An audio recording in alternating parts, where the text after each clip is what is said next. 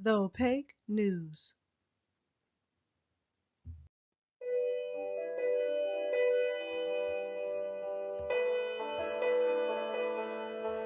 Hello and welcome to my channel, and for those of you who are returning, welcome back. Please like, share, and subscribe. It's free, and do consider supporting our GoFundMe. Today's article comes by way of Yahoo Finance. It's time to buy I-bonds again. Here are 3 ways to maximize your $10,000 inflation-fighting investment. The current rate is good, but if you hold off until just before the next change, it could be even better. Another year, another $10,000 you can buy in Series I bonds. The once obscure Treasury investment soared in popularity last year because of its enticing inflation adjustment rate, which peaked at 9.62%.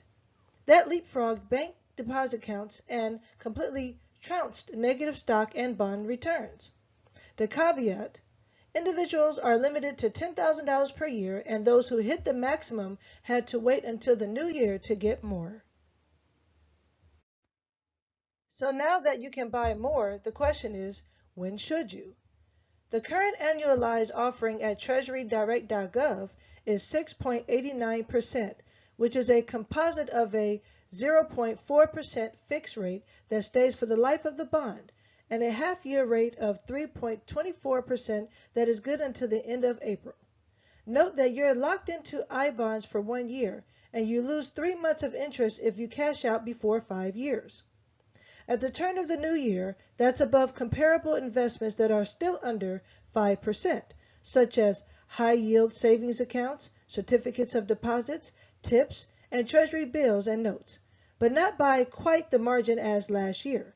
The next rate change happens on May 1st, and we'll know the last batch of data that feeds into how the inflation adjustment is calculated in mid-April.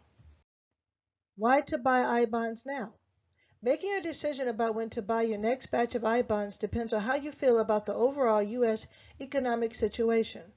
If you feel optimistic that inflation is waning and will go back soon to more normal 2% levels, you may want to buy the full amount now and capture as high a rate as you can. That's also the case if you're not planning on holding your I-bonds for long, and will cash them out once your 1-year holding period ends.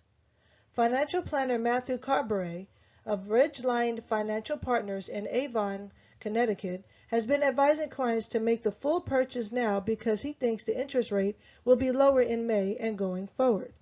I don't feel inflation will tick up much, if at all, between now and April, he says. He went all in for himself on the first business day of the year. I like to have my money earning the most it can from day one, he says.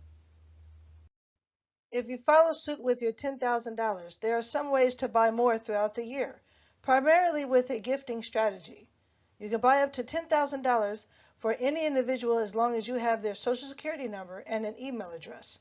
They can claim the gift in any year they haven't already reached their own individual limit. You can also get up to an additional $5,000 in paper I-bonds as a tax refund, and then convert those to your digital account. That's something you want to act on right now. Thomas Gorczynski, a senior tax consultant at his own firm based in Phoenix, is planning to pay extra attention on his last quarterly tax payment and then set the refund to come in the form of I-bonds. You can easily overpay your 4th quarter estimated tax payment by January 15th, and then quickly file your taxes for a refund. Then you're not letting the government hold on to your money for too long, he says. You're not going to get wealthy on this strategy, but inflation-protected investments should be in every portfolio. Buy half now and hold half until mid-April.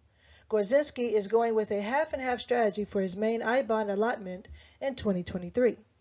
He's putting money in at the end of January to get a full month of interest where the money is parked now, not only for himself as an individual, but also for several S-corp business entities that he owns.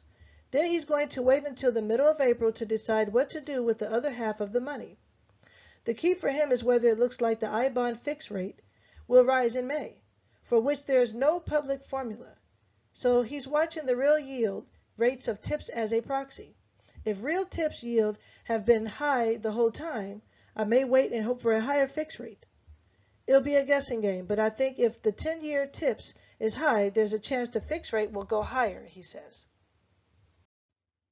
From a tax perspective, Gorzinski expects to start seeing a lot of questions about how to handle I-bond proceeds, which are not taxable as federal income until redemption up to 30 years and are exempt from both state and local taxes. He added a section on the taxation of inflation-adjusted investments to his education seminars for tax professionals. Among the pro tips he shares, if an I-bond is redeemed in a year where there is qualified education expenses, it can be excluded from federal income, making it an attractive alternative to struggling 529 college savings plans. Hold it all until mid-April. The I-bond rate you get in January is the same you'll get in mid-April. So unless you have money sitting around that you need to move, you could just wait and see. By waiting, the only thing that happens is the clock doesn't start ticking on your one-year holding period, says David Inna, founder of TipsWatch.com, a website that tracks inflation-protected securities. Inna is waiting for the inflation report for March that comes out on April 12th, and then will be making a decision about what will be the best deal. You could do half your spending in April and half in May, or push the whole amount into one of the months, depending on which looks better. Inna says you have to look at more than what's happening with inflation, though, because that only constitutes half of the formula. It's the fixed rate component that matters long term. I-bond investors like higher fixed rates, Inna says. The case for buying in April would be if economic indicators show real yields down, the Fed stops raising rates, and inflation moderates or drops. Then you might assume that the rate in May will be lower overall than now. The case for May would be if real yields are up, which would then look like the fixed component would also rise. Then you'd have an investment that's guaranteed to make that amount above inflation every year, which is good for capital preservation. Inflation could also shoot up if gas prices rise or because of some unforeseen variable. And then I-bonds inflation adjusted rate could go up higher. Says Inna, I recommend buying them every year, but I'm the inflation protection guy. That's my thing. Got a question about the mechanics of investing? How it fits into your overall financial plan and what strategies can help you make the most out of your money? You can write Beth Pinsker at beth.pinsker@marketwatch.com. That's spelled BETH.PINSKER at marketwatch.com.